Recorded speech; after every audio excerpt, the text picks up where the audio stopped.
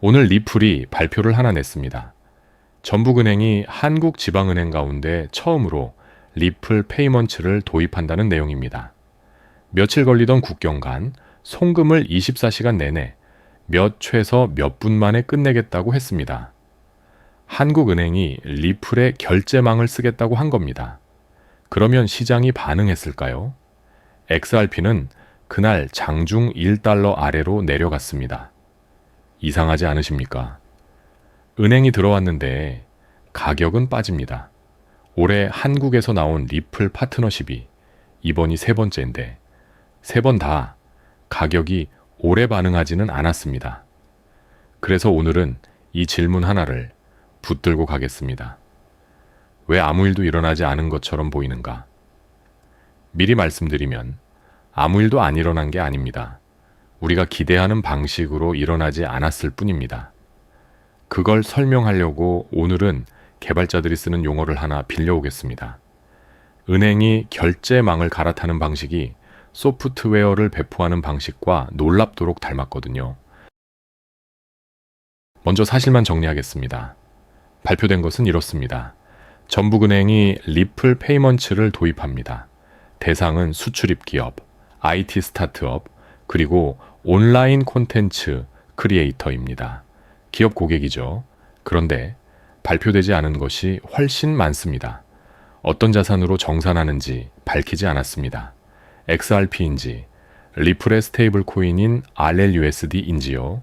언제부터 서비스가 시작되는지도, 어느 나라와 이어지는지도, 수수료가 얼마인지도 없습니다. 리플이 쓴 표현은 이겁니다.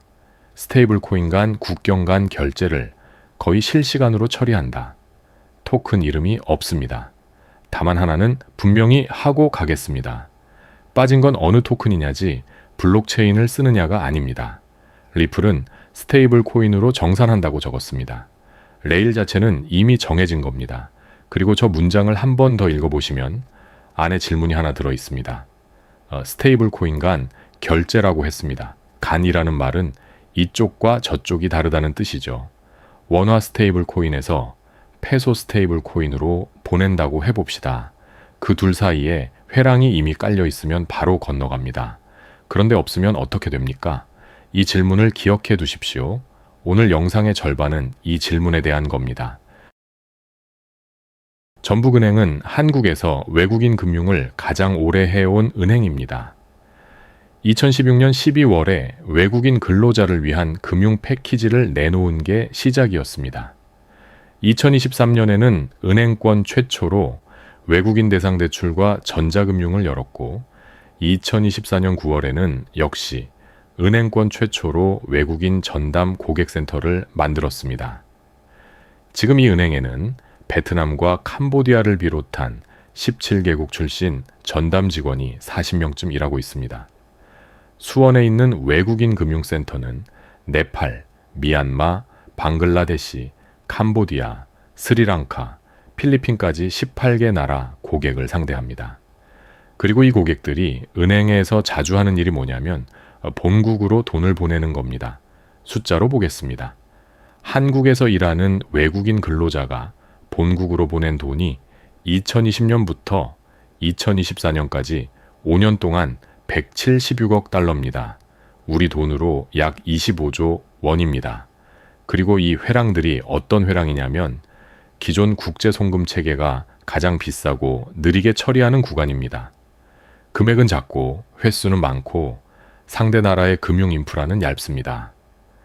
전북은행은 그 구간을 이미 쥐고 있었습니다.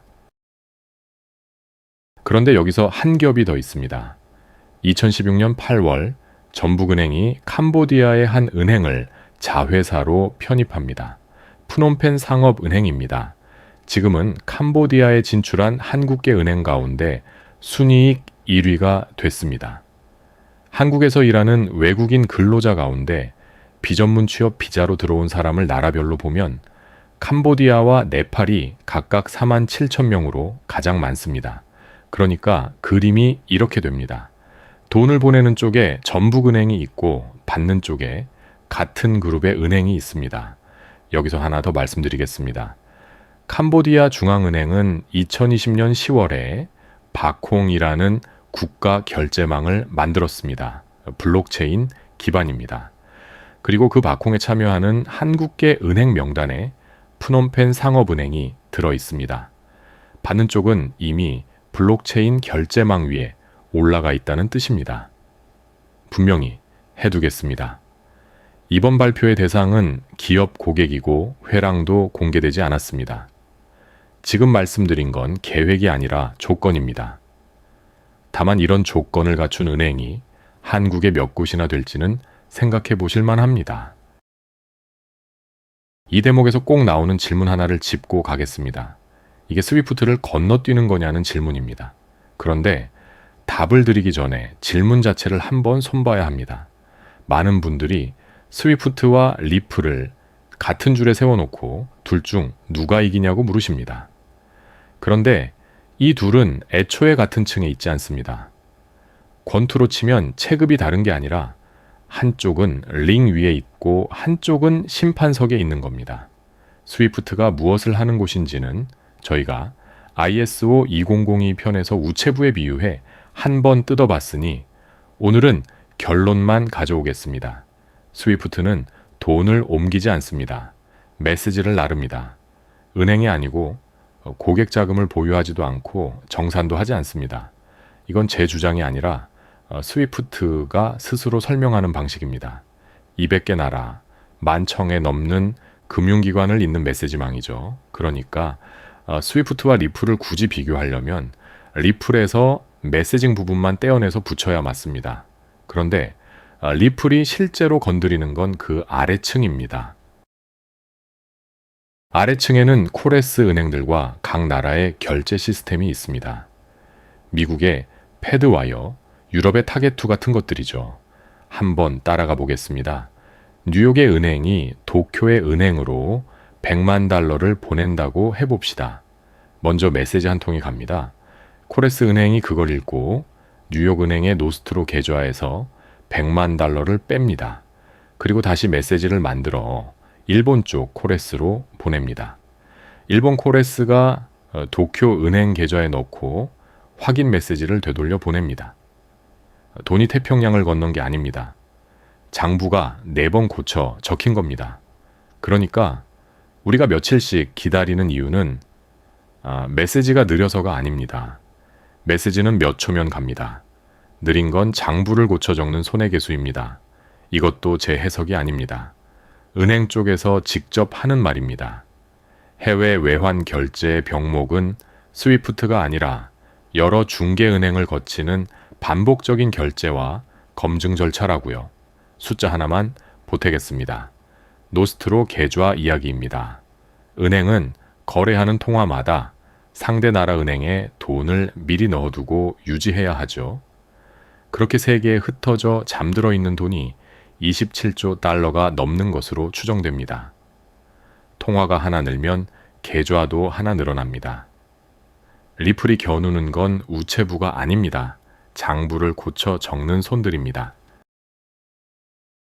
여기서부터가 오늘 이야기의 진짜 대목입니다. 올해 6월 24일 한국 은행들이 연합체를 하나 출범시켰습니다. 이름은 유니카입니다. 10곳 남짓이 참여했고 운영위원회에는 5기관으로 꾸려졌습니다. 신한은행, K뱅크, 페어스퀘어랩, 오브디아, 그리고 전북은행입니다. 전북은행이 그냥 참여한 게 아니라 핵심 5곳 안에 있습니다. 이 연합체가 무엇을 하느냐? 판게아라는 프로젝트에 들어가 있습니다. 체인링크가 주도하고 유럽 쪽에서는 키발리스라는 컨소시엄이 함께합니다. 원화와 유로 스테이블 코인으로 국경 간 송금과 외환 정산을 검증하는 게 목표고 이틀 걸리던 정산을 당일로 바꾸겠다고 합니다. 그런데 설계가 흥미롭습니다. 은행 사이의 정보 교환은 스위프트를 그대로 쓰고 실제 외환 정산만 스테이블 코인으로 바꿉니다. 그리고 유럽 쪽 파트너인 키발리스가 어떤 조직이냐면 스위프트와 유럽 은행 37곳이 함께 만든 컨소시엄입니다. 이상하게 들리실 수 있습니다. 스위프트를 우회한다는 회사와 스위프트가 참여한 프로젝트에 같은 은행이 들어가 있으니까요. 그런데 방금 층을 나누어 봤으니 이제 이상하지 않습니다. 스위프트는 메시지 층의 사업자고 판게아가 바꾸려는 건 그 아래층입니다. 메시지는 그대로 쓰고 정산만 갈아 끼우겠다는 설계니까 스위프트 입장에서는 자기 자리를 지키는 쪽에 가깝습니다. 그리고 하나 더. 그 발표문 어디에도 리플은 없었습니다. 기술 파트너는 체인링크였습니다. 그러면 전북은행은 배신을 한 걸까요? 아니면 갈아탄 걸까요? 둘 다 아닙니다.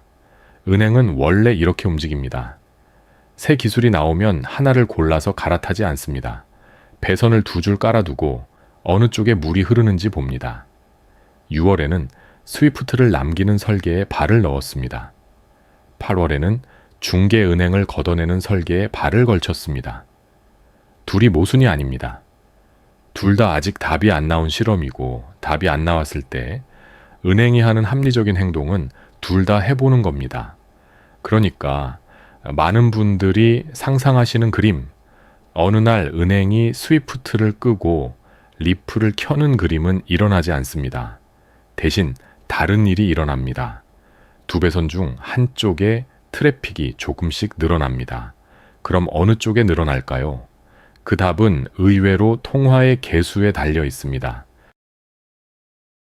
지금 스테이블 코인 시장은 3천억 달러 규모입니다. 그런데 이 중 99%가 달러에 묶여 있습니다. 달러가 아닌 스테이블 코인은 전체의 0.5%도 넘지 못하고 있습니다. 이 말만 들으면 결론이 뻔해 보입니다. 그냥 달러 하나로 다 하면 되지 않느냐? 그런데 지금 무슨 일이 벌어지고 있느냐면 각 나라가 자기 통화를 온체인으로 올리기 시작했습니다. 일본에서는 작년 10월에 규제를 통과한 첫 엔화 스테이블 코인이 나왔습니다. 그리고 올해 6월에는 일본 3대 은행이 협의회를 만들어서 공동 엔화 스테이블 코인을 준비하고 있습니다.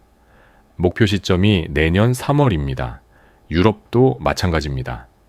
아까 말씀드린 키발리스가 올해 말에 공동 유로 스테이블 코인을 냅니다. 한국도 원화 스테이블 코인이 이미 나와 있습니다.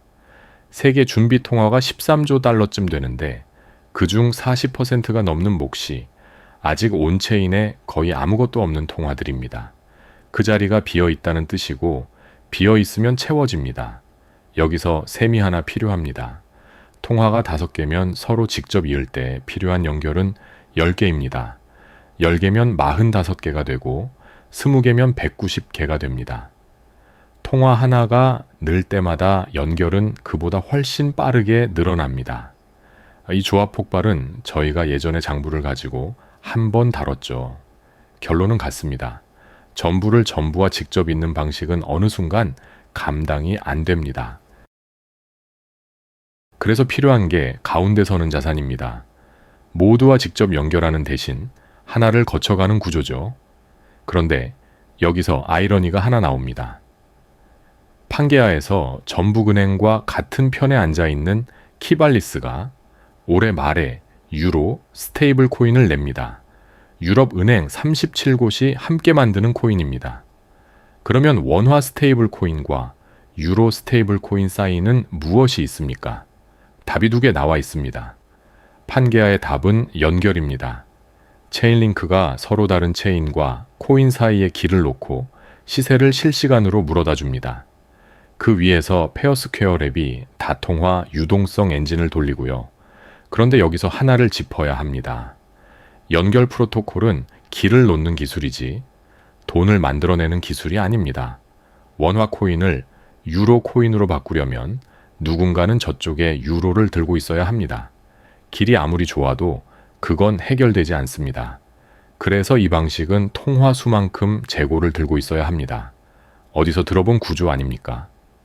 아까 그 노스트로 계좌입니다. 27조 달러가 잠들어 있던 이유가 바로 그거였죠. 통화마다 미리 돈을 넣어둬야 해서요. 연결을 온체인으로 옮기면 속도는 빨라집니다. 그런데 통화마다 자금을 깔아야 하는 구조 자체는 그대로 따라옵니다. 리플의 답은 여기가 다릅니다. 길을 하나씩 놓는 대신 가운데 설 자산을 둡니다. 숫자로 보겠습니다. 통화가 20개일 때 서로 직접 이으면 길이 190개 필요하고 그 190개마다 양쪽에 돈을 깔아야 합니다. 가운데를 하나 두면 길은 20개로 줄고 재고도 한 자산에 모입니다. 물론 리플의 방식도 아직 다 증명되지는 않았습니다. 다만 통화가 늘어날수록 어느 쪽이 버티는지는 취향의 문제가 아닙니다. 산수입니다. 그리고 전북은행은 지금 두 답을 동시에 시험하고 있습니다. 그래도 짚어야 할 게 있습니다. 한국은 법이 아직 안 열렸습니다. 외국환거래법상 스테이블 코인은 국외 지급수단으로 명확히 인정되지 않습니다. 이 법을 손보는 작업은 내년에 추진됩니다. 디지털 자산기본법도 이번 8월 국회를 넘지 못하고 9월 정기국회로 넘어갔습니다. 그러니까 전북은행이 오늘 당장 무엇을 얼마나 돌릴 수 있는지는 법이 정합니다. 이렇게 보면 아까 그 빈칸이 다시 보입니다. 어떤 자산으로 정산하는지 안 밝힌 것도, 개시 시점을 안 밝힌 것도 숨긴 게 아니라 아직 확정할 수 없는 칸이었던 겁니다. 이미 돌고 있는지 아직인지도 밖에서는 알 수 없습니다. 국내 보도는 기업 고객에게 우선 제공될 예정이라고 씁니다. 그리고 올해 한국에서 나온 다른 두 건은 아직 기술 검증 단계입니다. 그래서 오늘 이야기는 이미 다 됐다는 이야기가 아닙니다. 배선이 깔렸고 밸브가 달렸고 법이 열리기를 기다리는 상태라는 이야기입니다. 그런데 여기서 이상하지 않으십니까? 법이 아직 안 열렸는데 왜 지금 계약을 합니까? 그 답이 오늘의 핵심입니다. 답은 이겁니다. 은행은 법이 열린 다음에 공사를 시작하지 않습니다. 열렸을 때 바로 켤 수 있도록 미리 깔아둡니다. 그리고 그 미리 깔아두는 방식에 소프트웨어를 만드는 사람들이 붙여둔 이름이 있습니다. 소프트웨어를 만드는 사람들은 새 버전을 내놓을 때 전체에 한 번에 올리지 않습니다. 먼저 사용자 1%에게만 보냅니다. 문제가 없으면 5%, 그 다음 20%로 늘립니다. 이상이 생기면 즉시 되돌립니다. 이걸 카나리 배포라고 부릅니다. 옛날 광부들이 갱도에 카나리를 데리고 들어간 데서 온 말이죠. 은행이 결제망을 바꾸는 방식이 정확히 이겁니다. 리플의 도입 절차도 전담 엔지니어가 붙어서 규격을 맞추고 심사를 통과하는 데까지 여러 단계를 밟게 되어 있습니다. 그리고 업계에서 관찰되는 순서는 이렇습니다. 처음에는 법정 화폐로 메시징과 결제만 붙입니다. 그 다음에 특정 회랑 하나를 골라서 온디맨드 유동성을 켭니다. 여기서 중요한 걸 짚고 가겠습니다. 첫 단계에서 이미 배관은 깔립니다. XRP를 켜는 건 그 배관에 달린 밸브를 여는 일이지 공사를 새로 시작하는 일이 아닙니다. 사례를 하나 보겠습니다. 산탄데르는 2018년에 4개 회랑으로 시작했습니다. 스페인, 영국, 브라질, 폴란드였죠. 그때 쓴 건 XRP가 아니라 리플의 메시징 레일이었습니다. 그리고 그게 20일가의 나라까지 늘어나는데 6년이 걸렸습니다. 6년입니다. 그동안 무슨 대단한 발표가 있었습니까? 없었습니다. 그러면 발표가 없는 동안 아무 일도 없었을까요? 숫자를 보겠습니다. 리플의 결제망은 XRP를 거치지 않는 회랑까지 합치면 작년 기준으로 한 달에 150억 달러가 넘는 국경 간 거래를 처리하고 있습니다. 연간으로 환산하면 1,800억 달러가 넘습니다. 그 중에서 XRP를 실제로 거쳐가는 온디맨드 유동성만 떼어서 보면 2024년 한 해에 150억 달러를 넘겼습니다. 전년보다 32% 늘어난 수치입니다. 물량이 큰 세 회랑은 미국에서 필리핀, 미국에서 멕시코, 그리고 아랍에미리트에서 인도로 가는 구간입니다. 전부 우리가 뉴스에서 잘 안 보는 이름들이죠. 이 숫자들이 올라가는 동안 어떤 은행도 기자회견을 열지 않았습니다. 이게 카나리 배포입니다. 스위치가 켜지는 순간은 없습니다. 트래픽이 1%에서 5%로 넘어가는 날, 아무도 발표하지 않습니다. 여기서 숫자를 하나 제대로 읽고 가겠습니다. 리플 결제망에는 300곳이 넘는 금융기관이 들어와 있습니다. 그중 온디맨드 유동성으로, 그러니까 XRP를 실제로 거쳐서 정산하는 비중이 약 40%로 집계됩니다. 숫자로 바꿔보겠습니다. 120곳이 넘는 금융기관이 지금 이 순간 XRP를 거쳐서 국경 간 정산을 하고 있습니다. 55개 나라 70개가 넘는 통화회랑에서요. 이걸 40%밖에 안 된다고 읽는 분들이 있습니다. 저는 그렇게 보지 않습니다. 그리고 나머지 60%는 XRP를 거부한 쪽이 아닙니다. 이미 같은 배관에 연결되어 있고 아직 그 밸브를 안 연 쪽입니다. 카나리 배포로 치면 아직 트래픽을 받지 않은 서버죠. 연결 작업은 이미 끝나 있습니다. 배관을 새로 까는 것과 이미 깔린 밸브를 여는 것은 난이도가 다릅니다. 마지막으로 처음의 질문으로 돌아가겠습니다. 리플과 전북은행이 언제부터 이 이야기를 하고 있었을까요?